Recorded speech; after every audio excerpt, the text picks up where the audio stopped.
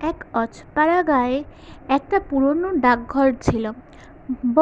বহু বছর আগেই সেখানে এক ডাকবাহক রহস্যজনকভাবে নাকি মারা যায়। শোনা যেত রাতের বেলা নাকি ওখানে গেলে সেই ডাকবাহককে দেখা যায়।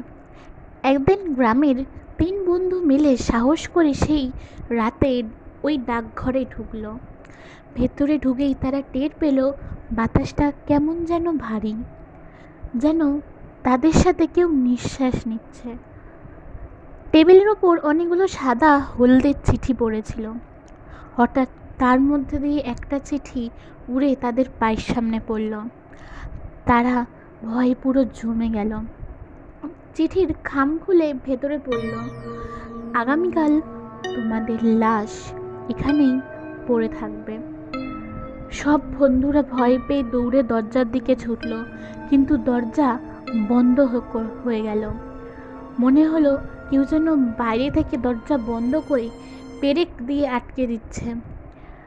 হঠাৎ করিডোরে জুতোর আওয়াজ পাওয়া গেল। তারা একেবারে ভয়ে কাঠ হয়ে গেল। তারা দেখতে পেল এক আধ ভাঙা ইউনিফর্ম পরা ডাকবাহক। তার চোখ নেই, তার চোখের ওই ফাঁকা গর্তটা দিয়ে রক্ত পড়ছে। সে গলা কাঁপিয়ে বলল, আমার চিঠি কেউ ফেরত দিতে পারে না।